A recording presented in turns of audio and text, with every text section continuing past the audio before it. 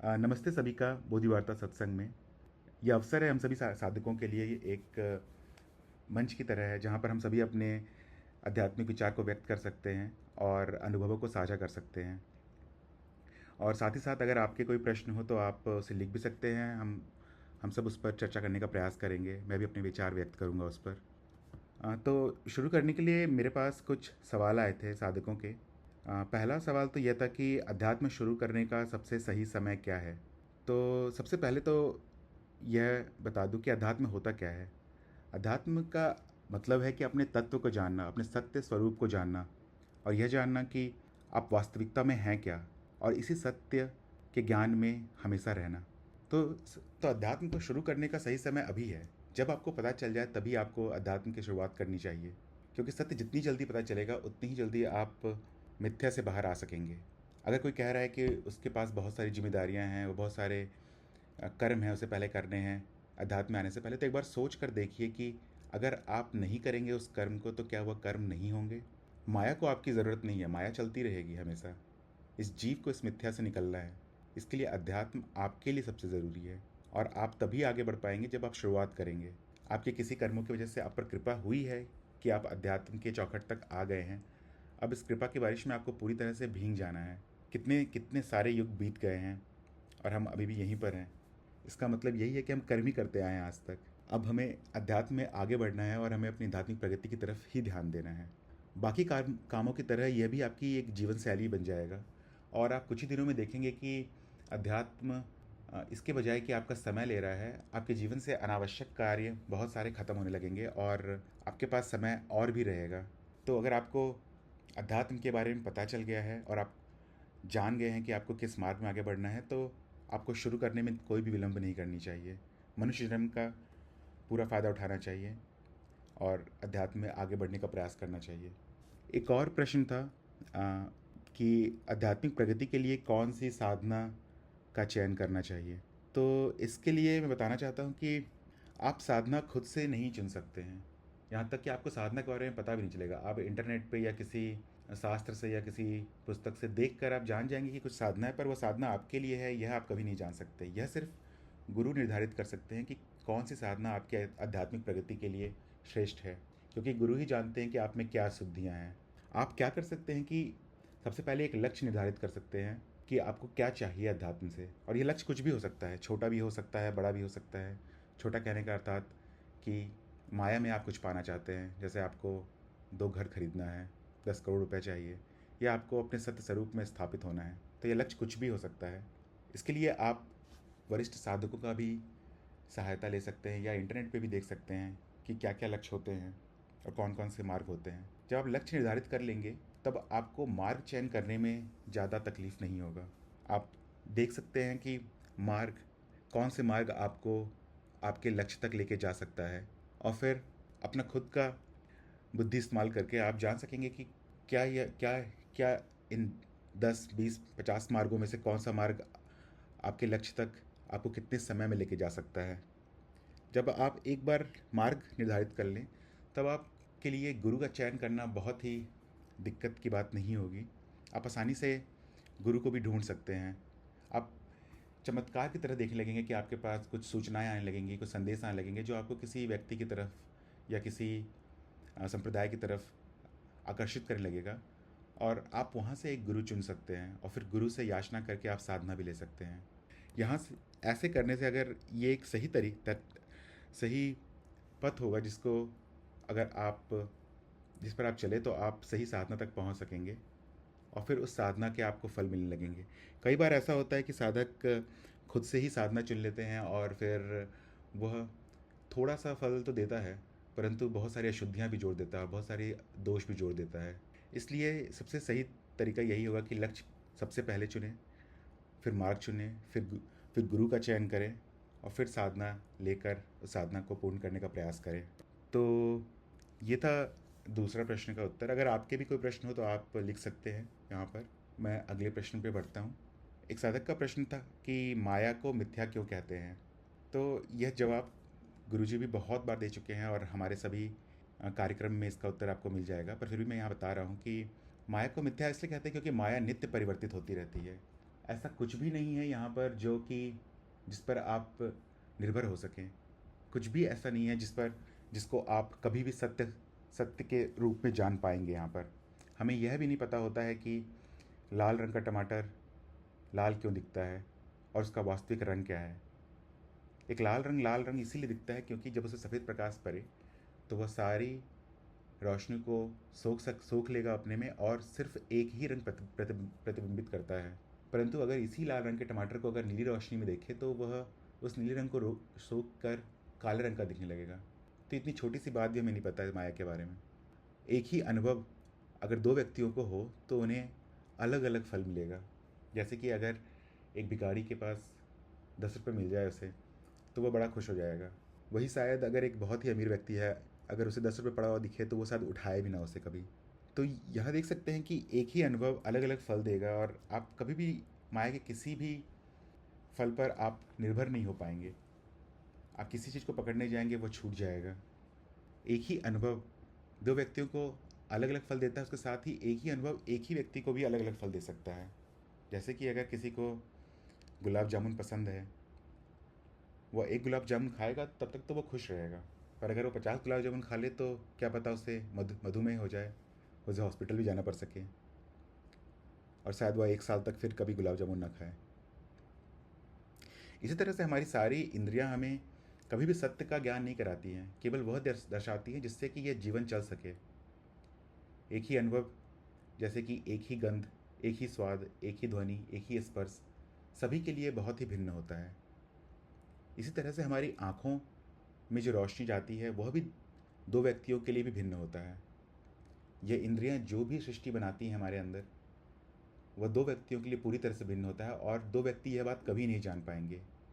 उदाहरण के लिए, अगर एक व्यक्ति जिसे नीला रंग दिखा बचपन में, अगर उसे बता दिया गया है कि यह नीला रंग हरा है, आज से उसको हरा कहा जाएगा, तो वह जीवन भर उस रंग को हरा ही कहेगा। और दूसरा व्यक्ति, अगर उसके आँखों में कुछ दोष है और वह नहीं जानता है कि यह रंग क्या है, तो वह उसको भी हरा ही कहेगा। इस पूरी सृष्टि में जो भी हो रहा है उसका सत्य हम कभी नहीं जान सकते। हम केवल यह जान पाएंगे जो हमारे जीवन के लिए, जो हमारे उत्तरजीविता के लिए ज़रूरी हो, जो जीवन को जीवंत रखने के लिए ज़रूरी हो। इसलिए ही माया को मिथ्या कहा गया है। एक और सवाल था कि समय और स्थान कैसे मिथ्या हैं। तो इसका भी उत्तर शायद माया की श्रृंखला में गुरुजी ने दिया है, पर मैं बताता हूँ फिर से यहाँ पर कि जैसे हम समय को 3 हिस्से में विभाजित करते हैं, भूत, भविष्य और वर्तमान। तो भविष्य में तो कोई कभी नहीं जा सकता है। भविष्य पूरा हमारी कल्पनाओं में है। आपके जितने भी दुख हैं, संताप है, या फिर कुछ योजना बना रहे हैं भविष्य के बारे में, वो पूरी आपकी कल्पनाओं में ही रहेगी, वो कभी भी वर्तमान में नहीं आ पाएगी। उसी तरह से जो भूतकाल है, जो बीत चुका है समय, वो हमेशा ही आपके स्मृति में ही होगा। आप कभी भी उस भूतकाल की स्मृति में नहीं जा सकते हैं वास्तविक रूप में। इस तरह से आप देख सकते हैं कि भविष्य हमेशा कल्पनाओं में रहेगा और भूत हमेशा स्मृति में रहेगा, तो ये दोनों ही समय नहीं है। तो क्या फिर यह कह सकते हैं कि केवल वर्तमान है? तो तो इस पर आप अपने अप्रोच अनुभव से देख सकते हैं कि केवल वर्तमान ही है। वर्तमान को छोड़ के और कोई भी समय संभव नहीं है। और ये वर्तमान कितने समय में होता है, अगर आप ये देखने का प्रयास करेंगे तो अगर आप सोचें तो आप कितना छोटा सोच सकते हैं। कोई कहेगा कि 1 सेकेंड में होता है, कोई कह सकता है कि 1 सेकेंड के 1,000वें हिस्से में होता है। पर आप कितना भी छोटा तोड़ दें वर्तमान को, उसके बाद भी संभावना बच जाती है उसको और भी छोटे हिस्सों में तोड़ने के लिए। अगर आप इस पर मनन करें तो आप देख पाएंगे कि वर्तमान समय में नहीं होता है। समय बस एक अवधारणा है जो परिवर्तन को दर्शाती है। आपके मनन से आपको यह पता चल पाएगा कि आप केवल यह कह सकते हैं कि वर्तमान होता है और यह शून्य समय में होता है, इससे ज़्यादा में नहीं हो सकता। क्योंकि इससे ज़्यादा कोई भी समय ले ले आप, तो वो उसके भी हिस्से आप कर सकते हैं, उसके भी आप बहुत सारे छोटे छोटे टुकड़े कर सकते हैं। तो इस तरह से आप देख पाएंगे कि समय नहीं है, समय केवल एक अवधारणा है। और इसी समय की अवधारणा से आप यह भी जान पाएंगे कि स्थान भी एक मिथ्या ही है। आप अपना तर्क इस्तेमाल कर सकते हैं और यह देखने का प्रयास कर सकते हैं कि अगर स्थान है और आपको एक जगह से दूसरी जगह जाना है, तो क्या यह पूरी प्रक्रिया समय पे आधारित है या नहीं। आप देखेंगे कि अगर आपको कहीं भी जाना है तो समय से होकर ही गुजरना पड़ेगा आपको, पर समय तो है नहीं, और अगर समय नहीं है तो स्थान भी नहीं है। इसलिए समय और स्थान बस एक अवधारणा है जो परिवर्तन को दर्शाती है, और इसका वास्तविक में कोई भी अस्तित्व नहीं है। तो ये था समय और स्थान की मिथ्या का प्रमाण। एक और प्रश्न आया था कि एक साधक का कि मुझे आत्मज्ञान हो गया परंतु जीवन से अभी दुख नहीं गया है, या जीवन अभी बदला नहीं है। इनके लिए बस यही कह सकते हैं कि आत्मज्ञान होने से जीवन के दुख खत्म नहीं हो जाएंगे। पहले तो बहुत सारे कर्म आप पहले भी किए होंगे, जिससे कि उसके फल तो आएंगे ही। साथ ही साथ साक्षी भाव या आत्मज्ञान हो जाने के बाद साक्षी भाव में रहने से कुछ भी ऐसा नहीं हो जाएगा कि भूतकाल की सारी चीज़ें खत्म हो जाएंगी या पुराने किए गए सारे कर्म हट जाएंगे आपके जीवन से, परंतु आपको उस अवस्था में रहने पर कोई दुख की अनुभूति नहीं होगी, क्योंकि आप यह जान चुके हैं कि यह कर्म जिसके साथ भी हो रहे हैं, यह फल जिसको भी मिल रहा है, वह आप नहीं हैं। आप केवल दृष्टा हैं। यह जीव है जिसे यह फल मिल रहे हैं, और यह जीव है जो यह फल का भोगता है। आपकी कोई इच्छा नहीं है, आप कोई कर्म नहीं करते हैं। आपको न दुख पाने की इच्छा है, न सुख पाने की इच्छा है। आप किसी चीज़ के पीछे नहीं भागते हैं। जब आप यह जान जाएंगे तब वास्तविकता में कह सकते हैं कि आपको आत्मज्ञान हो गया है। और जब आप अपने परम अवस्था में रहने का प्रयास करेंगे तब आप समझ पाएंगे कि दुख और सुख दोनों ही मिथ्या है, दोनों ही केवल परिवर्तन है। इसका आप पर कोई प्रभाव नहीं पड़ता है। तो आत्मज्ञान हो जाने से दुख की समाप्ति हो जाएगी ऐसा तो नहीं होगा, परंतु आप देख आसानी से देख पाएंगे कि यह दुख आपको प्रभावित नहीं कर रहा है। जीव इससे लड़ता झगड़ता रहेगा, और जीव को जो भी सही लगेगा वो उस समय करेगा, परंतु आप पर कोई प्रभाव नहीं पड़ेगा। एक और प्रश्न था कि अनुभवकर्ता को शरीर की क्यों ज़रूरत पड़ती है। देखिए, अनुभवकर्ता को शरीर की ज़रूरत नहीं पड़ती है। अगर आपको त्रिज्ञान हुआ है, त्रिज्ञान आपने किया है, तो आप ये जानते होंगे कि अनुभवकर्ता की कोई इच्छा नहीं है। ना वो कुछ कर्म करता है, ना वो कुछ पाना चाहता है, ना उसकी कोई इच्छाएं हैं। इसलिए उसका शरीर से भी कोई संबंध नहीं है। आप यह अपने अप्रोक्ष अनुभव से भी देख सकते हैं अभी इसी समय कि क्या अनुभवकर्ता किसी भी तरह से शरीर से जुड़ा हुआ है। क्या वो शरीर से कुछ भी मांग रहा है। जैसे हमारे शरीर में रक्त बहता है, तो हमें रक्त सही तरह से बहने के लिए ऑक्सीजन की ज़रूरत पड़ती है, जो फेफड़ों से आती है, या दिल की ज़रूरत पड़ती है जो रक्त को शरीर के सभी अंगों तक भेजता है। तो शरीर के अलग अलग जो अंग हैं उनको उनकी एक दूसरे पर निर्भरता है, परंतु आपके अप्रोक्ष अनुभव से आप देख पाएंगे कि अनुभवकर्ता की निर्भरता शरीर पर नहीं है। शरीर की आवश्यकता केवल इस जीव को है, इस जीवन को चलाने के लिए और इस माया जाल से निकलने के लिए, अपने स्वयं का ज्ञान प्राप्त करने के लिए। और क्योंकि आपको यह शरीर मिला है, तो आप आसानी से इस मिथ्या को देख पाएंगे, यहाँ क्या चल रहा है, और अपने सत्य स्वरूप में स्थापित हो सकेंगे। अगर आपके कोई प्रश्न हो तो आप टाइप कर ग्रुप पर भेज सकते हैं। तब तक मैं अगले प्रश्न पे जाता हूँ। एक और प्रश्न आया था एक साधक का कि सारे अनुभव मानसिक अनुभव ही कैसे होते हैं, क्योंकि जो जगत में दिख रहा है वह तो बाहर की तरफ है, तो वो मानसिक अनुभव कैसे हुआ। तो इसका उत्तर बड़ा ही सरल है। हम अनुभवों को 3 श्रेणी में बांट सकते हैं, एक जगत का, एक शरीर का और एक मानसिक अनुभव। मानसिक अनुभव तो मानसिक अनुभव है ही।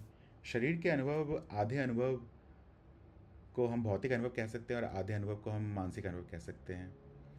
शरीर के मानसिक अनुभवों का उदाहरण हो सकता है जैसे थकान होना या फिर दर्द होना।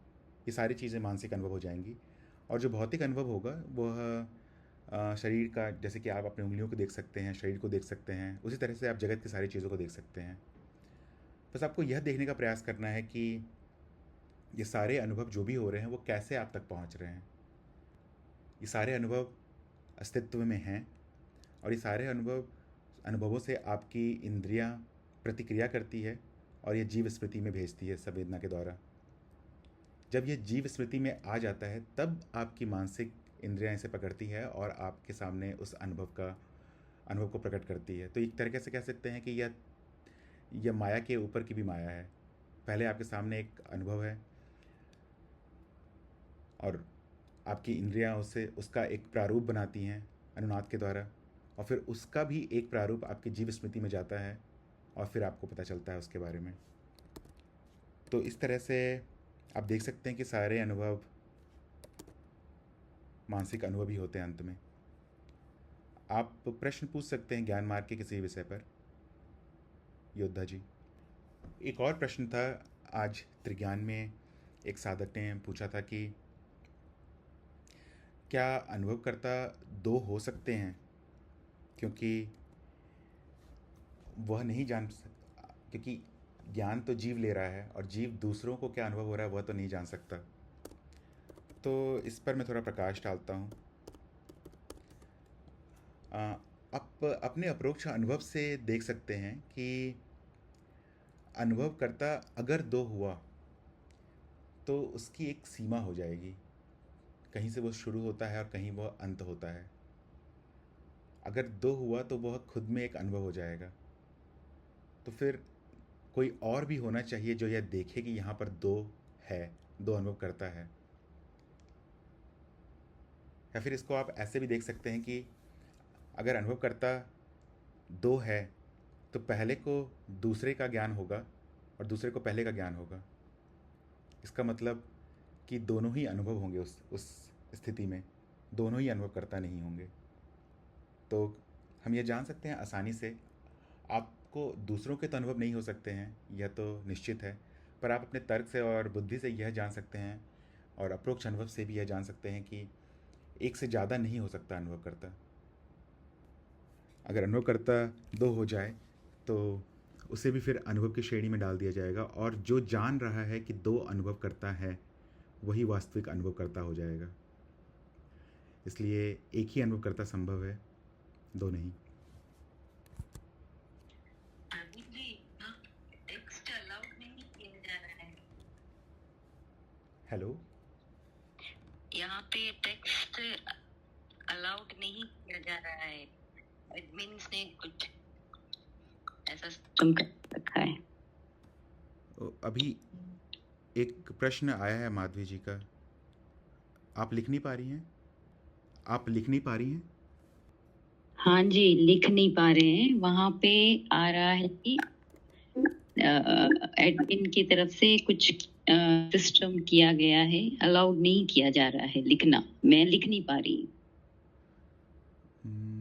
कोई और बताएगा कि बाकी लोग भी लिख पा रहे हैं या नहीं? लिख पा रहे हैं।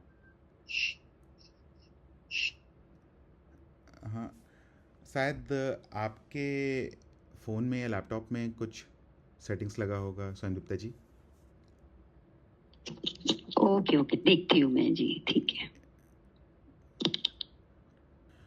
ठीक है, एक प्रश्न आया माधवी जी का कि हमें सही ज्ञान हो गया है कि हमारा अहंकार हमें भटका रहा है, यह दिखाकर कि तुम्हें ज्ञान हो गया है, इसे कैसे सुनिश्चित करें? तो इसका उत्तर बड़ा ही आसान है कि अगर आपको ज्ञान हो गया है तो आपको आसानी से यह दिख पाएगा कि अहंकार आपके साथ क्या कर रहा है। और आपके प्रश्न से ही पता चल रहा है कि आपको आसानी से दिख पा रहा है कि अहंकार आपको कहाँ पर भटका रहा है और आपसे क्या करवाना चाह रहा है। तो अहंकार हमेशा ही आता रहेगा और आपको मार्ग से भटकाने का प्रयास करेगा हमेशा ही, क्योंकि यही उसका काम है, यही अहम वृत्ति का काम है कि वापस से कैसे जीव को जीव बना दिया जाए।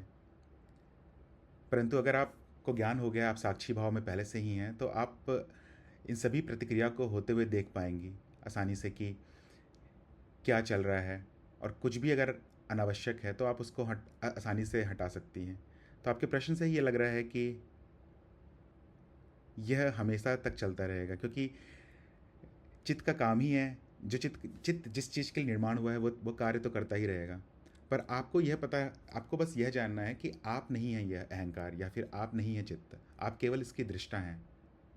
वो कुछ भी करे, जो भी उसके लिए ज़रूरी होगा उसके जीवन यापन के लिए या फिर उत्तरजीविता के लिए, वो हमेशा करता रहेगा। आपको उससे भटकना नहीं है। आपको हमेशा बस यही ध्यान में रखना है कि आप अहंकार नहीं है, आप शरीर नहीं है, आप दृष्टा हैं, और जो भी आपसे वो करवा रहा है वो ज़रूरी नहीं है करना। तो मैं यही कहना चाहता हूँ कि आपके प्रश्न से ये लग रहा है कि आपको ज्ञान हुआ है और आप आसानी से देख पा रही हैं कि अहंकार आपसे क्या कर्म करवा रहा है। ज्ञान मार्ग में हम चित्त पर कुछ भी कर्म नहीं करते हैं। हम चित्त का जो कार्य है वो करता रहेगा। चित्त को तोड़ने के बजाय या फिर उसके साथ कुछ भी छेड़खानी करने के बजाय हम उसके दृष्टा बन के बस रहते हैं, क्योंकि देवी को जो करना है वो करेगी। देवी को तो रोका नहीं जा सकता है। आप केवल यह कर सकती हैं कि जो भी हो रहा है आप उसकी दृष्टा बनी रहें, उसके साथ लिप्त ना हो। तो ये था उत्तर। माधवी जी, अगर आपको और भी कोई प्रश्न हो तो बताइएगा। योधा जी, आप अभी इसका उत्तर दिया था कुछ देर पहले में कि साधना करने से पहले आपको पहले यह निर्धारित करना होगा कि आपका लक्ष्य क्या है। लक्ष्य होने के बाद ही आप किसी मार्ग का चयन कर पाएंगे। एक ये सरल सी विधि है। आपको अपना लक्ष्य पता करना पड़ेगा कि पहले लक्ष्य, आपको जाना कहाँ है, आपको पहुँचना कहाँ तक है, आपको पाना क्या है अध्यात्म से। वो जानने के बाद ही आपका दूसरा चरण शुरू होगा, जहाँ पर आपको यह पता चलेगा कि आपका मार्ग क्या है। और मार्ग शुरू करने के बाद, मार्ग बहुत प्रकार के हैं हमारे देश में, जैसे कि तंत्र मार्ग भी है, ज्ञान मार्ग भी है, योग मार्ग भी है, शक्ति मार्ग भी है। तो वो यह पूरी तरह से साधक पर निर्भर करता है कि वो कौन सा मार्ग चुनना चाहते हैं।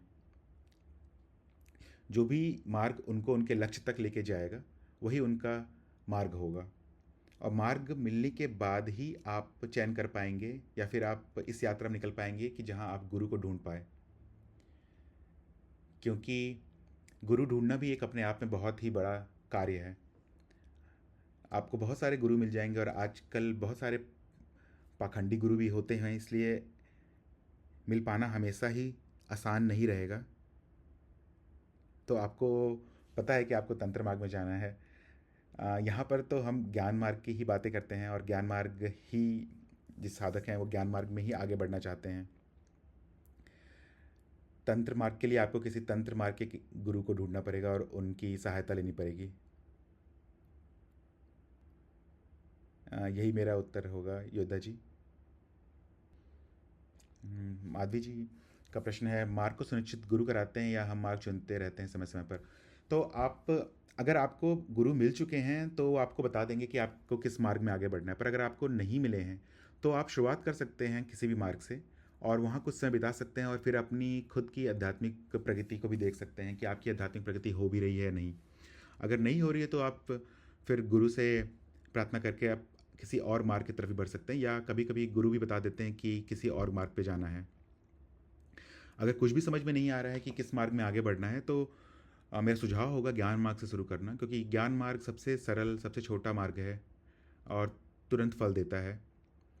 अगर इसमें आपको बढ़ना है तो आप त्रिज्ञान कर सकती हैं और उसके बाद ज्ञान दीक्षा कार्यक्रम भी कर सकती हैं। पर यहाँ आने के बाद आपके पास गुरु जी तो आपको मिल ही जाएंगे, और फिर वो आपको पूरी तरह से मार्गदर्शन दे सकते हैं कि किस रास्ते में आगे बढ़ना है। अगला प्रश्न है,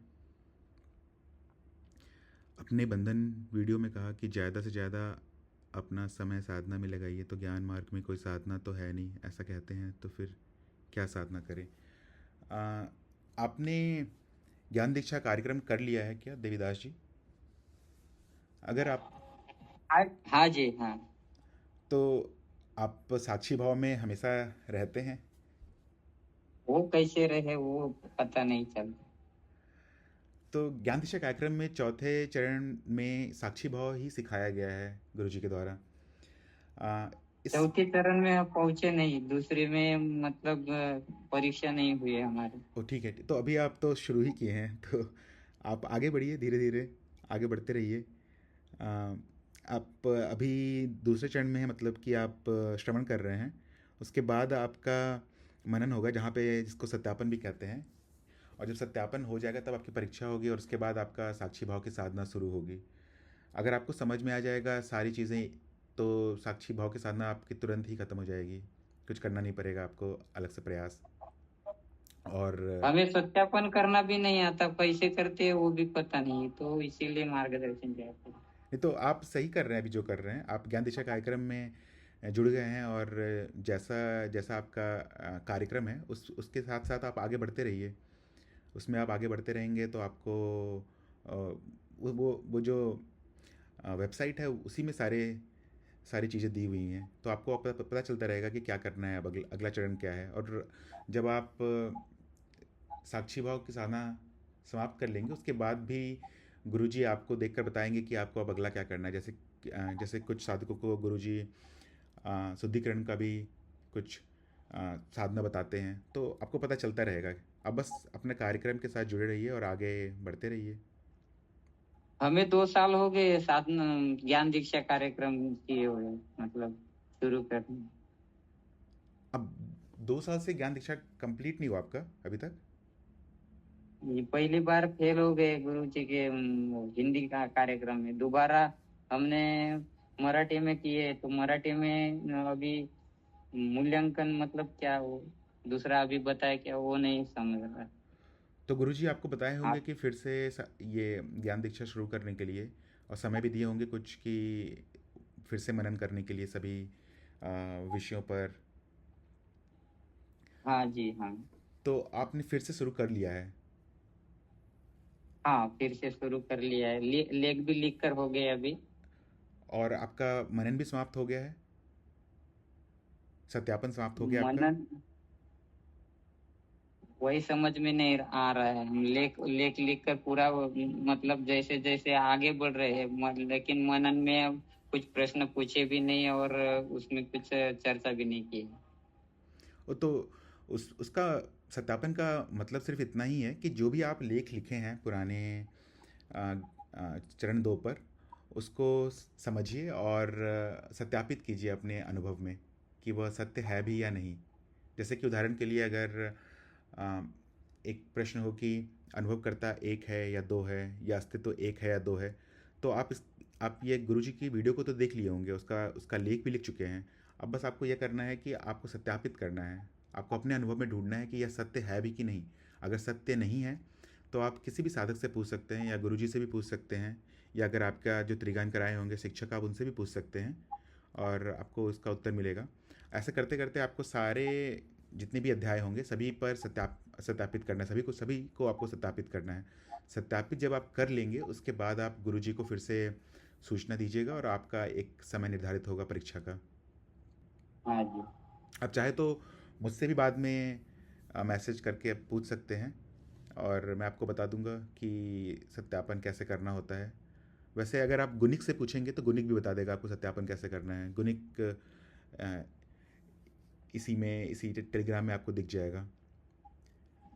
आज तक वो मुझे पता ही नहीं चला गुनिक से कैसे मैसेज करना है करके, वो भी मैं पीछे बहुत पीछे हूँ। ठीक है, कोई बात नहीं। आप मुझको मैसेज कर दीजिएगा एक बार, और फिर मैं आपको समझा दूंगा कैसे सत्यापन करना है, और कैसे हाँ इस्तेमाल करना है जितने भी यंत्र गुरुजी बनाए हैं।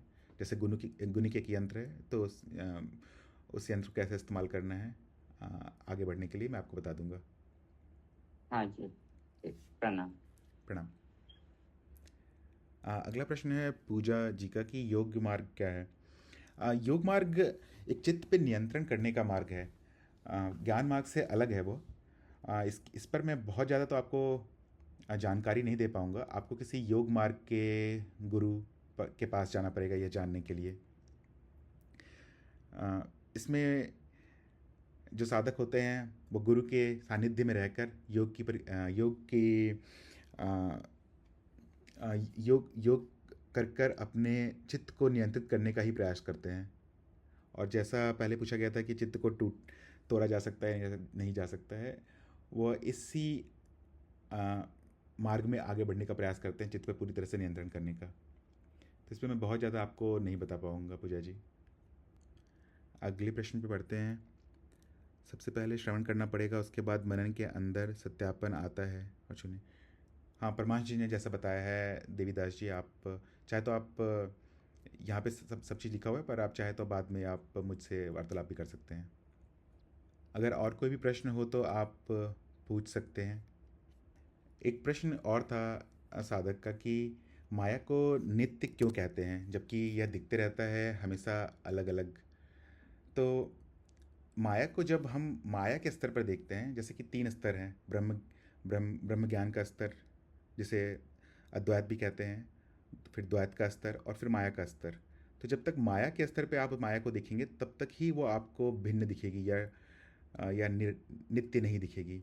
उदाहरण के लिए, जैसे एक व्यक्ति मान लीजिए कि पानी गर्म कर रहा है गैस पर, तो इसको एक घटना कह सकते हैं कि वह एक बर्तन में पानी रखा गैस पर और ऑन किया और पानी गर्म होने लगा। पर यह जो घटना है, इसका जो शुरुआती बिंदु है, बर्तन को गैस पर रखना, यह पूरी तरह से मनगढ़ंत है। कौन कह सकता है कि यही शुरुआती बिंदु है इस घटना की? क्या पता कोई और दूसरा व्यक्ति आए और वह कह दे कि पानी गर्म इसलिए हो रहा है क्योंकि गैस जल रहा है, तो उसके लिए इस घटना का शुरुआती बिंदु गैस का जलना हो जाएगा। किसी तीसरे व्यक्ति के लिए घटना फिर से बदल सकती है। कोई कह सकता है कि क्योंकि इस व्यक्ति को गर्म पानी की ज़रूरत थी, इसलिए यह पानी गर्म हो रहा है, इसलिए नहीं क्योंकि बर्तन है या फिर वहाँ पर आग है। कोई चौथा व्यक्ति हो सकता है, वह यह बोल सकता है कि ये एक ठंडे प्रदेश में रहता है, इसलिए ये गर्म पानी ही पीता है, इसलिए ये पानी गर्म हो रहा है यहाँ पर। तो आप देख सकते हैं, घटनाओं के शुरुआती बिंदु कहीं पे भी आप खींच सकते हैं, और जहाँ पे भी आप खींचेंगे आप बोल देंगे कि यह एक अलग घटना है, बाकी सारी घटनाओं से अलग है। परंतु एक घटना दूसरी घटना पे आश्रित होती है माया के स्तर पर। और जब आप इसको द्वैत के स्तर पर देखते हैं, तब वहाँ पर सारी घटनाएं एक दूसरे से जुड़ी हुई होती हैं, और सारी घटनाएं ही एक दूसरे का कारण होती हैं। आप पहली घटना का कारण तो नहीं ढूंढ सकते हैं जो कि माया का स्वयं का कारण होगा, परंतु उसके बाद जितनी भी घटनाएं होंगी वो सारी एक दूसरे के कारण हो जाएंगी, और सारी घटनाएं एक दूसरे को प्रभावित करती रहेंगी। इसलिए माया को नित्य कहते हैं। और इस स्तर पर आप जैसे ही आपको साक्षीभाव होगा, जैसे ही आपको आत्मज्ञान होगा, आप आसानी से समझ पाएंगे कि यह नित्य बहने वाली घटना ही है, नित्य बहने वाली अनुभव ही है। यहाँ कोई भी खंड नहीं है। हम अपनी उत्तरजीविता के लिए या अपना जीवन चलाने के लिए यह मान लेते हैं कि यहाँ पर खंड उपस्थित है, परंतु अनुभव में कोई भी खंड नहीं है, ये पूरी तरह से द्वैत है। तो फिर आज का सत्संग हम यहाँ समाप्त करते हैं। सत्संग में जुड़ने के लिए धन्यवाद।